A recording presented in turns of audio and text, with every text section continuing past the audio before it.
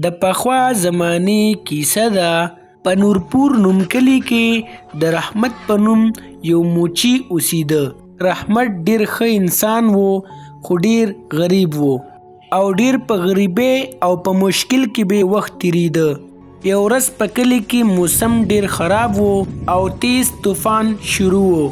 رحمت ډیر خفه و ځکه چې سحر راسي هیڅ کار نه و شوی او دغسې سوچونو کې ناست و چې اچانک یو سړی رالو. سلام علیکم روڑا. وعلیکم السلام. وایې جی یاره بوتان میں پالش کول خو پیسې را سره نشته پړی به رالو کی. رحمت اسی هم خفه و او کار هم نه و شوی. لږ ساعت سوچ یې وکړ او جی صحیح ده بس پالش وکم. او د هغې نه پس رحمت هغه سړي له دواړه بوټان پالش کړل. روڑا ستا ډیره مننه. زه یو جادوګر یم. ما سره پیسې خو نشته خو تا ما سره نیکي وکړه نو تاله زه ستا د نیکۍ بدله ضرور درکوم. دا واله ستا د نیکۍ بدله دا یو عام چیلی نه بلکې جادو والا چیلی ده. دې ته وایه چیرې چیلی ځان وسنده سونه راته راوسنده نو دا به تاله د سرو زرو سکې راغورځوي. او د دې نه پس اچانک هغه جادوګر غیب شي. رحمت چې دا چیلی وویني نو ډیر خوشحاله شي. فوراً یې په غیږ کې اوچته کی او کور طرف ته روان شي. خو موسم ډیر خراب وي. په لاره کې د رحمت ترور کور راځي. رحمت سوچو کی چې د ترور کره به لږ ایسار شم او چې کله موسم لږ صفا شي بیا به کور ته ځم. یا درلما دا څوک په دې وخورده به وی وی رحمت داتی راځه دننه وچی. رحمت بچی څنګه په دې وخت کې راولي؟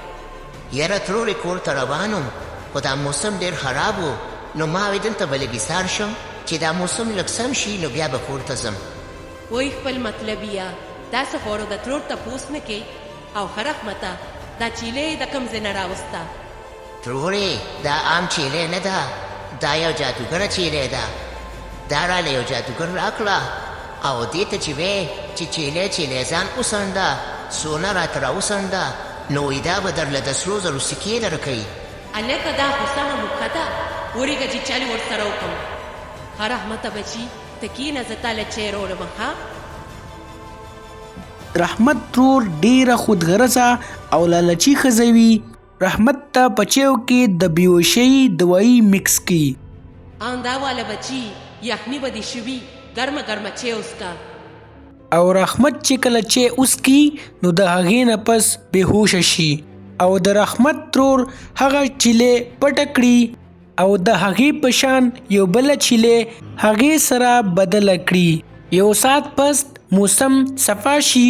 رحمت خپله چیلې په غیږ کې کور ته روان شي. السلام علیکم څنګه یې جی؟ وعلیکم السلام. ښه یم ته ښه یې؟ دا چیلې د کوم ځای نه راوسته؟ ښځې دا عام چیلی نه ده دا جادو والا چیلی ده. ګوره ورته چیلی ځان وسنده سونه راته راوسنده.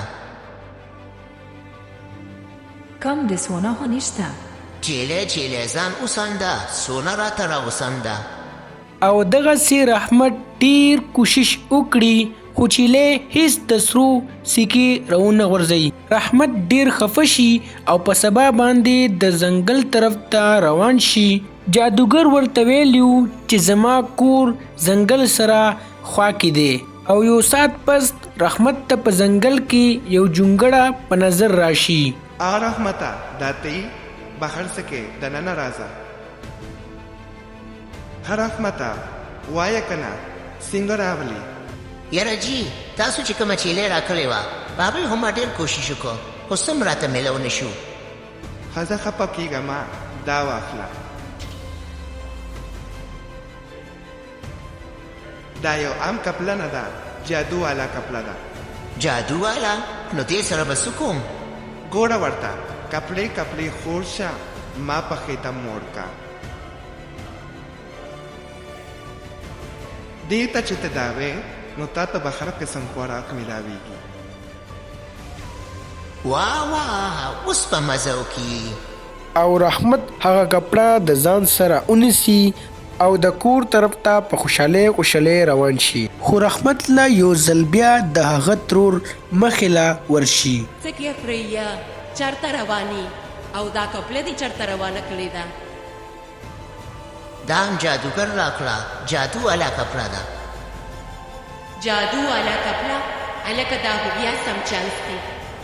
راځه یو کپ چای به وڅښي بیا به کور ته ځي. او رحمت بیا د ترور سره د هغوی کور ته روان شو.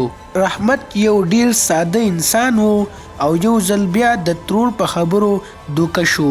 تا والا بچي ډېره ښایسته چای مې دله په هکله ده وڅښه.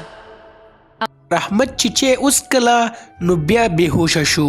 ترور یې هغه کپړه واخیسته او د هغې په ځای ورته بله کپړه بدله کړه. السلام علیکم، بخیر راغلی. وعلیکم السلام، خدای دې وبخښه. دا وګوره ښځې څه مې درله راوړل. یې سړیه دا دې بیا سره په مخه کړی دي. ښځې دا عام کپړه نه ده، جادو والا کپړه ده. ګوره ورته کپړې خور شه ما په خېټه موړ کا. وایي دا څو شو؟ پته نه لګي چې روزانه دې څوک دوکه کوي. او دغسې یو ځل بیا رحمت ډیر خفه شي او په سبا باندې رحمت دوباره بیا د جادوګر کور ته لاړ شي. یاره جي تاسو چې ما له څه راکړې او زه کور ته لاړ شم نو هلته بیا کار نه کوي. ها داسې نشي کېدی. تا له چې زه څه درکړم او ته کور ته ځي نو دا راته ووایه ته په لار کې چا سره میلاویږي که نه ډایرکټ کور ته ځي. په لاره کې زما د ترور کور دی، زه هغې کره ځم. ښه نو بیا ټول کار ستا په ترور کې دی. اوس زه په ټوله خبره پوه شوم. غم مه کوه، اوس خو ورله سم علاج وکړم. رحمته دا یو عام چوکه نه ده، جادو والا چوکه ده. جادو والا چوکه؟ نو دې سره به زه اوس څه کومه؟ دا به واخلي او ترور کره به لاړ شي او دې ته به ووایې چوکې تو شه د ترور نه مې راتو شه او ترور ته به صرف دومره ووایې چې زما چیلې او کپړه واپس راکړه. اوس رحمت هم په ټوله کیسه پوه شو. هغه چوکه یې راواخیسته او د ترور کور ته روان شو. سلام علیکم فریا، څنګه یې؟ څنګه داسې اچانک راغلی؟ یاره راغلمه، ما به د ترور تپوس به مې وکړم چې ترور مې په کم حال کې ده. فرایي دا شوکایي د کوم ځای نه راوړه؟ ترور دا عام چوکه نه ده، جادو والا چوکه ده. جادو والا چوکه دا څنګه کار کوي؟ ګوره ورته چوکې تو شه د ترور نه مې راتو شه. او د هغې نه پس هغه چوکه د رحمت ترور سمه ووهي. د رحمت نه معافي وغواړي او رحمت ته خپله کپړه او چیلې واپس کړي او رحمت خپله چیلې او خپله کپړه واخلي، کور ته لاړ شي او ښځې چې هم دا هر څه وویني نو ډیره حیرانه او خوشحاله شي. او دغسې لږ وخت پس رحمت ډیر مالدار شي او په کلي کې په یو غټه بنګله کې اوسیږي. خو رحمت ډیر ښه انسان وي. په هغې دولت باندې هغه د کلي غریبانو مدد کوي او دغسې رحمت ته د هغه د نیکۍ صله میلاو شي او د ټول کلي خلک د رحمت سره په خوشحالۍ ژوند تیروي.